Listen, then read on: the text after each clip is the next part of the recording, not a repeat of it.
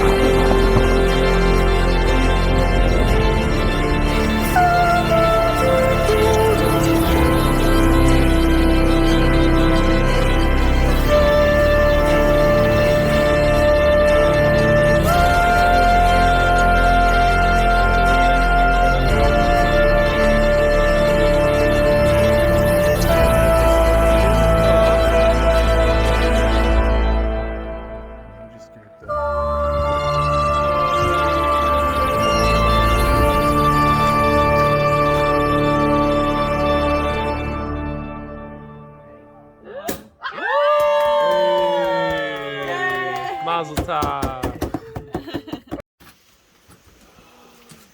Oh my god. Yes. Hi, beautiful. Oh, you look so good.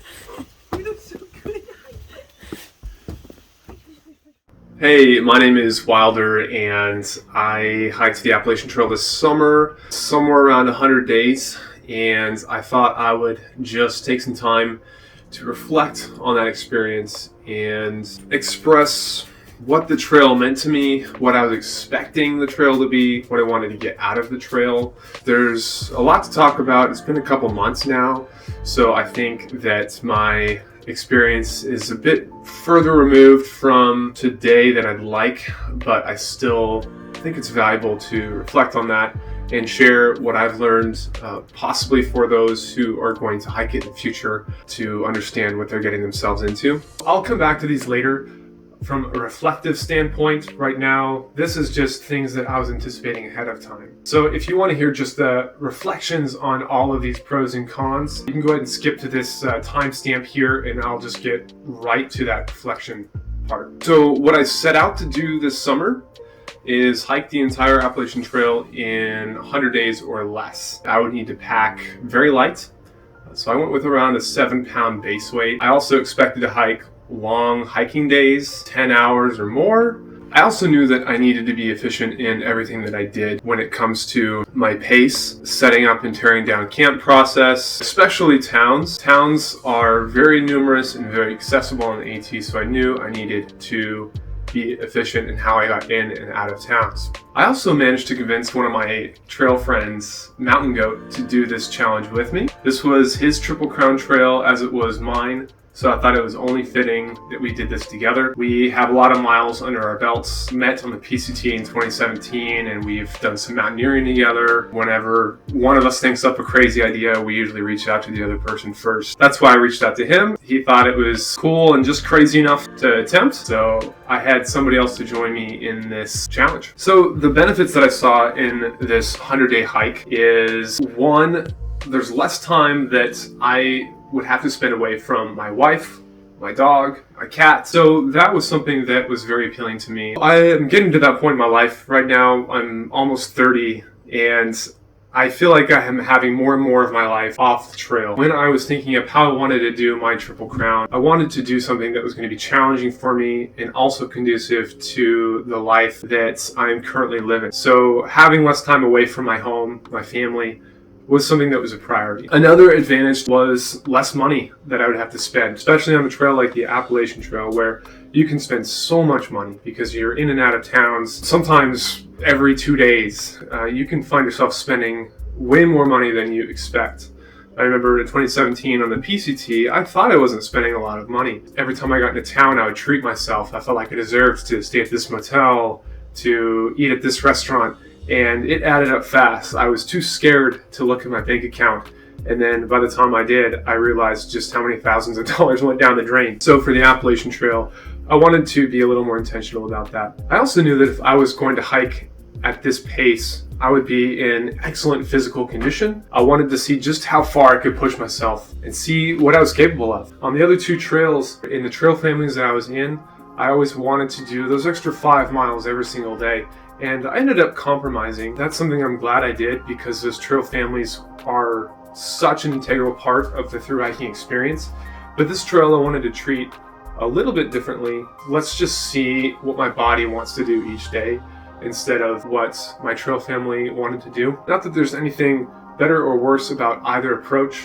I just wanted to have that diverse experience. The Mountain Goat, thankfully, was willing to compromise a little bit as well for that, because he initially told me he wanted a more social experience. So we sort of met in the middle and decided to open ourselves up to the possibility of finding other hikers going our pace. And while that didn't really ever happen, I'm glad I didn't completely shut myself off from the social experience. There's also something so satisfying about hiking 25 to 30 miles and looking back and realizing what kind of ground you can cover in a single day just with sheer will and a little bit of quad power. So I knew it was going to be pretty satisfying and bring a high level of catharsis to the end of each day. There's also something valuable about maintaining momentum while through hiking. There's a concept called vortexing in towns, and you can get caught up in the town culture, which is a great thing to do, but with this 100-day goal, it wasn't really an option. So I knew that by not allowing myself to do that, I would have this momentum that could carry me all the way from start to finish. Now, obviously, when you set your goal like this, there are going to be things that you miss out on. I also tried to be intentional about being aware of those detractors. Now, what I anticipated to be the chief detractor is the inhibited trail relationships. I knew that by going this pace, I would miss out on a lot of that. And that's what makes this trail especially so special, is those trail family bonds that are created in that first half of the trail.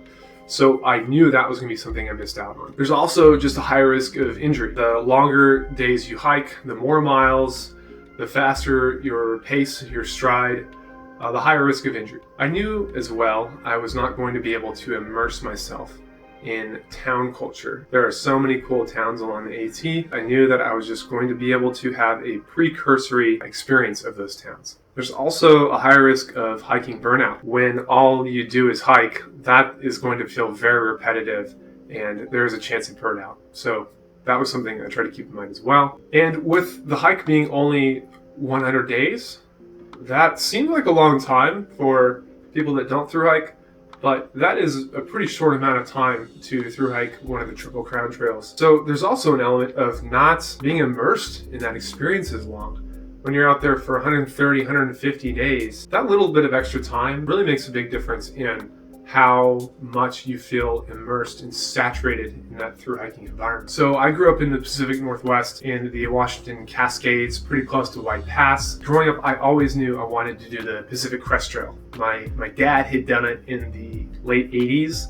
He was one of like 5 southbounders to start that year and trudged through snow for miles and miles with his dog. So I grew up hearing those stories, and I knew that's something I wanted to do. So after I graduated from my alma mater, Whitworth, I spent a year working, saving up money, and did the Pacific Crest Trail. And that's all I thought I was going to do. But found out very quickly that this was something that wasn't going to be a one-off. The Pacific Crest Trail in 2017, it was called the Year of Ice and Fire. We had a lot of snow in the Sierras. I trudged through that. We had a lot of fires in Northern California and Oregon and Washington. There was so much runoff in the Sierras that a couple people got swept away. But it was a pretty intense year, and it was quite an introduction to through hiking life. But once I finished, I immediately started planning my next hike. So I did the CDT in 2019. That was another big year as well. It seems like these odd number years tend to be the big snow years. That was also an incredible experience. Downside was I wasn't able to do Colorado that year, and it was just impassable unless you're Andrew Skirka or somebody like that, where it was just a complete winter conditions. And I didn't feel comfortable doing it at that time. I made the tough decision to get off trail with the hopes of doing Colorado some other time. But I knew that there was still the Appalachian Trail. You can't really do 2 trails and not do the third one. So I started planning the Appalachian Trail. Now, the sound of hiking the Appalachian Trail didn't really excite me inherently. I had heard a lot about the trail from other hikers on the previous 2 trails that really didn't speak too highly of it as a hiking experience. It's a pure hiking experience. They always talked about the trail community, trail magic, trail families, towns, just the vibe. But the hiking itself, I never really heard a lot of praise for. So that's when I started thinking about how can I make this more personal for me, add a challenge onto it. And so hence, hiking it in 100 days became something that made hiking the AT more interesting to me. I saw a couple of videos, namely Jupiter's video, when he hiked it in that same amount of time. And all of the pros that he listed really appealed to me, and the cons were something that I knew I could deal with as well. So how did the AT go for me? I have some general reflections that I want to share. My overall thoughts on the AT is primarily it is difficult. It is a tough trail to hike. I have hiked hundreds of trails, mostly on the West Coast, and there is just a different vibe, a different style of hiking over here. My wife and I now live in Richmond, Virginia, and ever since moving here in 2021, it just is different. It's hard to describe that. But I think people that live over here know what I'm talking about. There's just kind of more of an old school mentality of trail setting, trail architecture that is more rugged and more straight up, straight down, more efficient, more pragmatic. And I felt a little bit hampered now looking back on West Coast trails. So the Appalachian Trail does not care about getting you up and down in a comfy manner. It says, we're going up and over this mountain, we're going to go up and we're going to go straight back down. And you're just going to have to deal with it. There's a boulder in the way. There are scrambles up and down. If there's mud, well, that's just part of the experience. So that was a big part of it. Another part is the weather. It's obviously way more wet, and I knew that going in, and that was something that I felt least prepared for, because the other 2 trails, while especially the PCT didn't have any rain, I just had no experience hiking in continual rain like I knew I was going to in the AT. And it's true, it was very wet. And I thought I could get away with a poncho like I did on the CDT, which did great in hail and exposed weather, but I quickly switched to an umbrella because of the exertion that I needed to put forth in wet weather to go up and down these mountains. I needed something that would keep me relatively dry but also I needed to not wet out every 10 steps because I was sweating. So the umbrella actually became one of my favorite new additions. So I'm glad that I did some research for that. And another thing I'm really glad about is training. So Mountain Goat and I challenged each other to get in really good shape for the AT. The other two trails were more or less off the couch, and it worked out, but the first 2 or 3 weeks of those trails were still a bit rough. But I knew if we were going to keep this pace of 21 miles per day, 22 miles per day on average, we couldn't start too low at the beginning and warm up. We had to hit the ground running. So we both worked really hard on doing a lot of running and hiking ahead of time to prepare our bodies for the rigor that they were going to endure from day one. I'm very glad I did that. Another big thing about the AT that I kind of knew going in but didn't have any idea of the scope was the repetition. The repetition of the scenery, the views, or lack thereof views. And for the first half of the trail, it felt like nothing had changed in the foliage. It really did feel like everything looked the same. And that green tunnel syndrome is real. And if I didn't have Mountain Goat and I didn't have my podcasts and my music, I would have lost my mind somewhere in Central Virginia. By the time I got past Harper's Ferry, things started to feel different. Not necessarily better, but different, and that kept the insanity at bay. Another thing that I really noticed was the deep trail culture. This trail is older than the other two. It has a more ingrained trail culture, and that's very evident from day one. You just get the sense that every mile that you've hiked has been hiked by thousands of legends before you, and there's so much character. And the people that hiked it, that you got to see hiking this trail for the first time, they really got into it, and they really appreciated everything around them and soaked up every 1/10 of a mile and looked around them.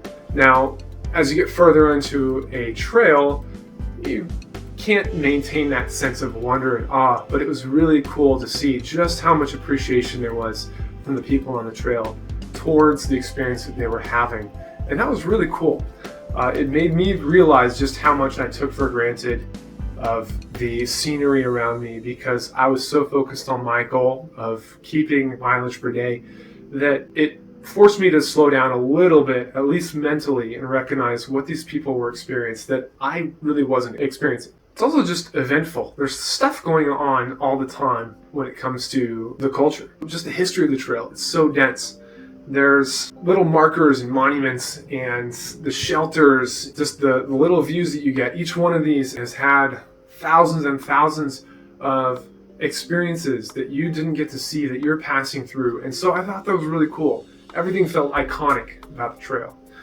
Every couple miles seemed to have something significant about it. And if you ask the right people, they could tell you about it. Or you could refer to gut hooks, whatever gut hooks is called now, I forget. But people leave comments, and so you can kind of interpret a little bit of the context of what you were walking through, which is really cool. The AT also was really convenient. Coming from especially the CDT, the previous trail, it just felt like I was pampered as far as amenities. You could probably go the whole trail without pooping outside. I wouldn't recommend it because I think that's a great experience, but there's so much when it comes to infrastructure compared to the other two that it'll feel like you're being babied. You should never complain about trail magic, but there were a few days where I felt like I don't know if I can stop for the third time today to sit down and eat hot dogs and chips. I don't feel like I've earned it. I've only hiked 15 miles today, but it was great. I can't complain, especially looking back now. It's just so cool to see how much infrastructure there is and how much care there is from people on the trail and off the trail to invest in it and bring what they have, what they love to do, to bless the hikers around them. And I thought that was really cool. The shelters were really cool too. I stayed in them for a couple nights, and they just weren't really for me, but I appreciated their presence and how they congregated hikers together to provide a central location for people to gather But I had one experience in a shelter early on where a mouse fell on my head, and that was enough for me to decide I preferred sleeping outside in my cozy little A-frame tent. So overall, did I like it? Yes, I'm glad I did it. But mostly, no, I did not like the Appalachian Trail itself. But before I start going off and whining about the AT, I do want to say any through hike that you do is a massive privilege. There are not really many activities you can do in life that is more holistically healthy for you than moving your body all day long, every day, continuously, in a natural stripped down environment, all while sharing it with people around you doing the same exact thing in this weird granola countercultural activity. Hey, future Wilder here. As you can notice at this point, the camera is slowly slipping downwards, so just bear with me. You'll only see half of my face, and maybe the editing will be a little bit touch and go as I'm just kind of trying to get this video out. It's been almost a year since I started the trail, so hope you continue to enjoy. So that being said, I did not enjoy the trail itself very much, and there are a couple reasons that I want to describe. I'm used to West Coast style hiking. There are, in general, more views there, less bugs, it's drier, it's more rewarding mile per mile, and I recognize that bias. And I even recognized it before going in, and I tried to hold that in tension with the AT. Those that grew up on the East Coast and are used to hiking in this terrain seem to enjoy this style more than most of my West Coast friends. But still, even knowing that going in, I still felt like I almost lost my mind due to the repetition. And Mountain Goat and I would joke that we could take a slice of hiking 1 mile in Georgia and another mile in Central Virginia, and you could hardly distinguish which part of the AT that took place in. And there's some truth to that. I don't want to be overly generalizing, but there is truth to that. When I got a view, I did really appreciate it, but it still felt like I had to just sort of put my head down and just grind through the next couple miles. Something that I did to be more mindful and try to be more present while hiking was to get back into bird watching. And this was something that I did in middle school and even in high school a little bit, but I loved bird watching. And I would try to identify as many birds as I could. And to do that, I used an app called Merlin. It's an app developed by Cornell University. It's free, and it's really cool because you can hit record on it, and it takes in all of the bird noises around you, and it is able to identify very accurately which birds that you are hearing. And because I'm less familiar with East Coast birds, it was a great way for me to become familiar with the birds of whatever region I was in. So I tried to see how many I could identify, and eventually just be able to not use the app, but go a whole entire day just being able to identify each bird that I heard. But that was one way that I was able to lift my head up and just be there. Even when it felt like I just needed to get miles done, I was still able to take in the atmosphere around me, which was really cool. Another thing that really helped me get through the mundanity of the AT was Mountain Goat. And I feel like you could say the same, but we hiked at least the first half of it together, pretty lockstep, until we had different things come up later in the trail. But we helped keep each other sane by doing a lot of bitching about the AT and just kind of shooting the shit and reminiscing about previous adventures and talking about how this trail was kicking our ass and how we felt very humbled by it, but also wished that we were hiking somewhere in the Rockies. So it was good to have somebody else to cope with that a little bit. It was also just very wet. It was a very wet trail. Not as wet as I actually thought. There was a bit of fear-mongering online as I did research that you would go weeks without having dry underwear. I didn't really experience that. There's so many options with trail angels and houses that people open up for hikers to get out of the rain and to collect yourself. But it was wet, and you start to figure out how to work with that and not making it your enemy, but just something that is a part of the experience. And once I was able to do that, it was good. There was at least one experience, just one experience in general, I'd say, up on Chestnut Knob, I think, where Mountain Goat and I got caught in a pretty exposed thunderstorm. Which, now that I think about it, being exposed on the AT is pretty rare because you constantly have tree coverage, but this is a perfect convergence of being exposed and these intense thunderstorms coming through. And I'll show some video right now.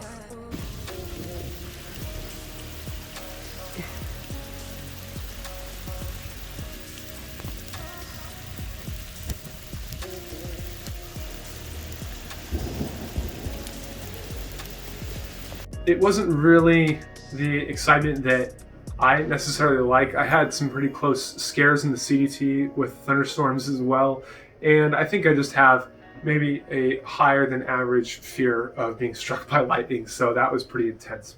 The trail grading, as I alluded to earlier, is just different on the AT, and everybody that's hiked it knows this. If you've hiked the AT, congratulations for surviving the grading of this trail. It's atrocious, but also so rewarding once you're done. I'm glad I did that, but it wasn't exactly motivating in the moment.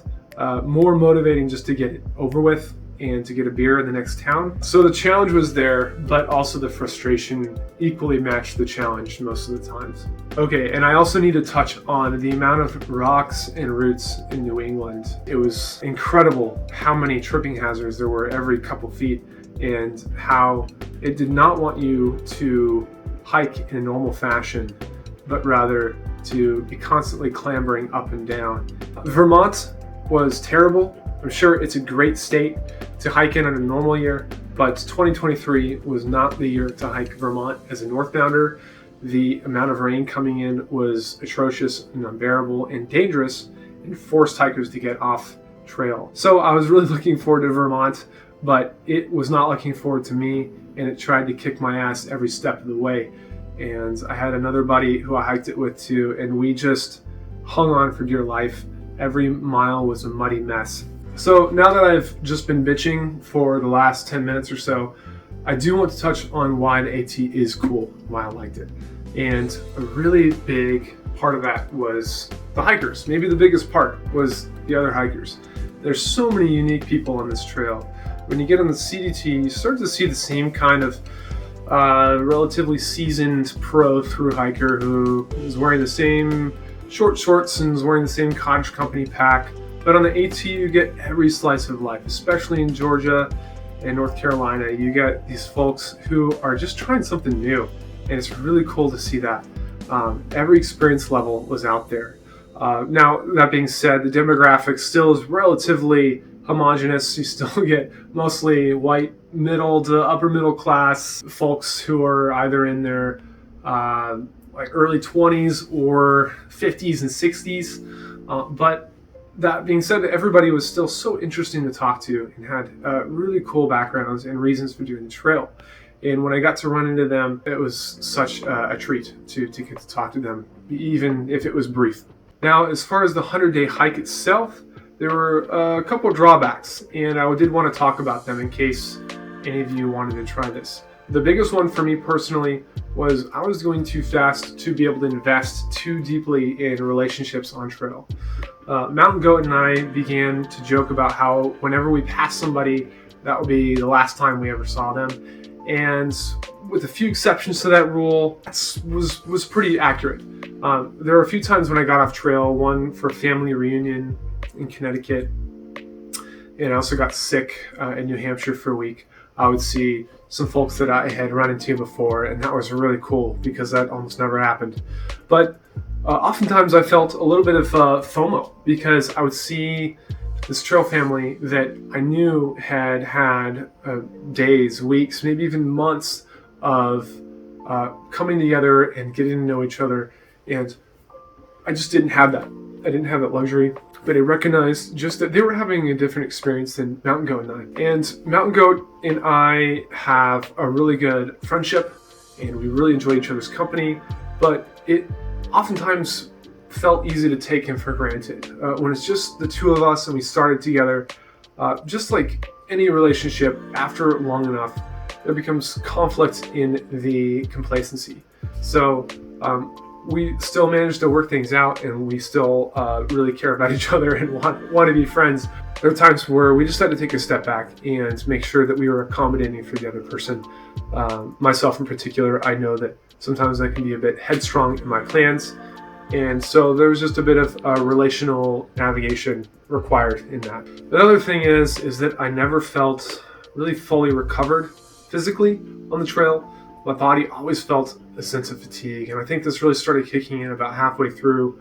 I was not allowing myself to take a long enough break, and I couldn't really afford it, but I was a little bit too militant on pushing on. And especially towards the end of the hike, I really just wanted to be done. And it's not something that I regret now, but I recognize why I felt that way. Part of it was before I got into the whites, I met up with a friend from the CDT, and he took me in New Hampshire, and I got really sick for a week. I think it was a bacterial infection, and I went to the hospital, and I really started to miss home. And at that point, I really had to decide why I was doing this hike, why I kept going. And I couldn't really find a good reason other than I'd gotten this far and I need to finish, or else I'll feel like a failure. And I think that motivation was not as strong as I wanted it to be. I did finish the hike. I got continuous footsteps, but I wasn't really happy with the trail. I didn't enjoy it. I didn't have a good relationship with the AT for the last couple hundred miles. It was more of an obstacle rather than something that I got to cherish. And I do regret a little bit of that, but it was just the nature of the circumstances. I also just rolled my ankle a lot too. I already have, I'm 6'3" and a bit gangly, so I already roll my ankle all the time, but this trail is begging to take your ankles and run them through the ringer. So there were a few times where I had to just take a break because I'd rolled my ankle bad enough that I could not even hike on it. Now the pros, there are a lot of pros as well. It was very fulfilling. I'm so glad that I did that. I feel like I was in the best shape of my life at the end, but it felt like the AT was really trying to see, let's see if you can just endure this. And when I finished, it was very, very fulfilling. I'm so glad I stuck with it. I wanted to quit so many times. I had a few cries in my tent, being alone in the middle of the 100-mile wilderness where I just missed my wife and everything that was good and warm and clean. But that also is the nature of through hiking as well. But being alone for the last couple hundred miles, it was a bit of a dark night, or maybe a dark couple weeks of the soul. But I'm glad I stuck with it. Being 100 days, I spent less time in the green tunnel that I spent time bitching about. So that's another positive. If it's not really your style of scenery, you'll just be spending less time in it, like I did. So there's another plus. The whites being the exception, and this is something that sort of annoyed me a little bit, was so many of the pictures of people that hike the AT are of the whites, specifically the Presidential Traverse. And I don't think that's fair. I think that's setting an unrealistic expectation. It's setting yourself up to disappointment, and there's nothing else on the trail like the whites. And they were incredible. So glad I got to do them, but I just wish there's more of that on the AT if I could be too choosy. I also managed to avoid a lot of the town vortices? Who knows what the plural is of that? But the towns were great, and I got to experience some of them a little bit more in depth, but got to get out because I had this deadline. Mountain Goat and I both had this deadline, and ended up spending a lot less money on this trail than the other two. So I'm happy about that. There's also a sense of progress when you're hiking this continual pace. It always feels like you are making substantial progress every day towards your goal.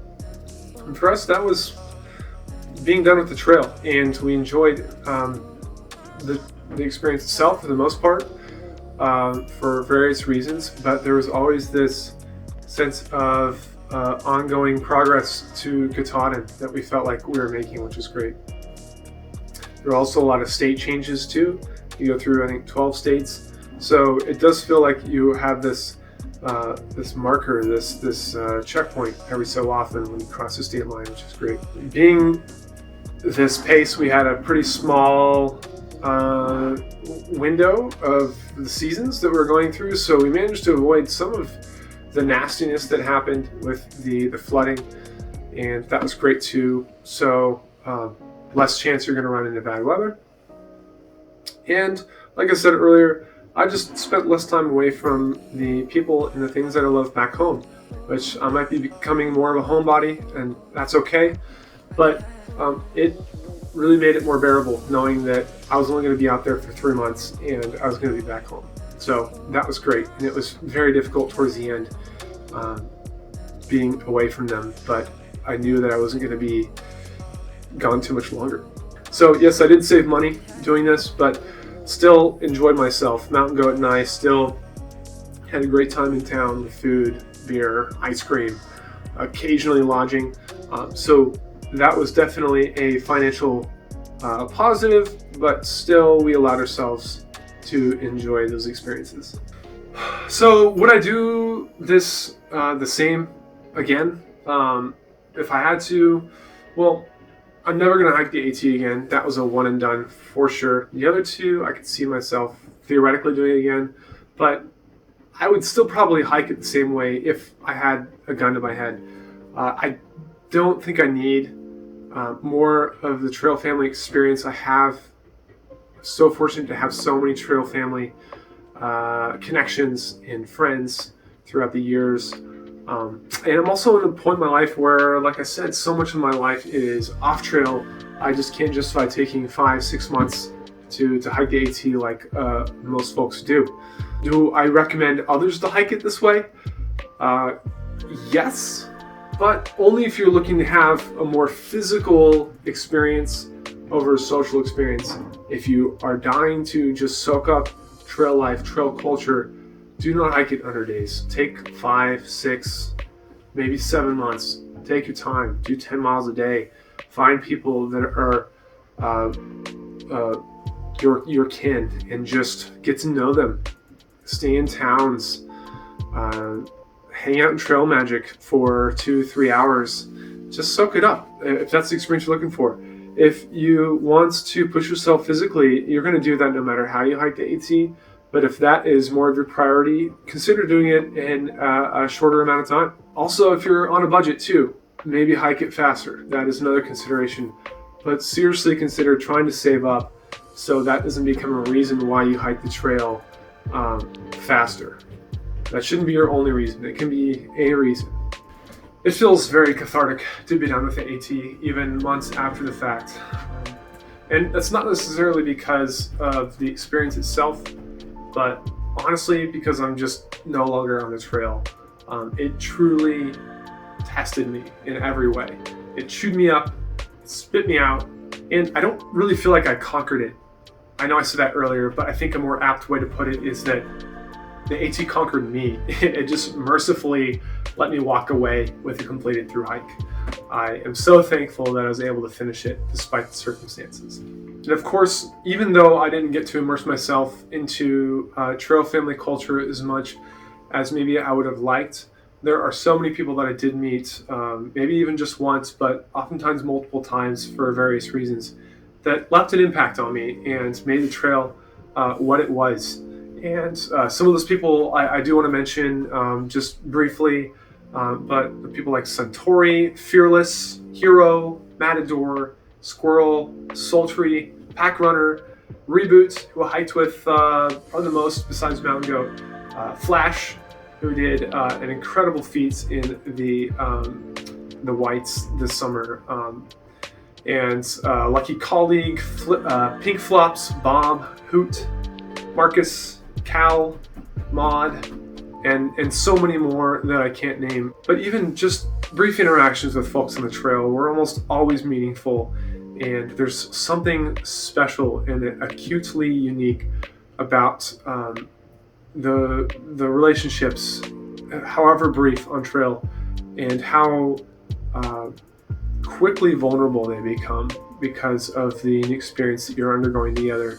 And that has always been one of my favorite things about through hiking. So the folks that I met that have encouraged me and got to share just small life experiences with, I'm very thankful for. So that's a lot of my thoughts. Of course, I could go on and on, but most of the things you've heard about through hiking, I'm sure at this point. So I'm glad that you stopped by and listened to me ramble on about my summer. Again, I'm so happy to have done the AT, and I wouldn't take it back.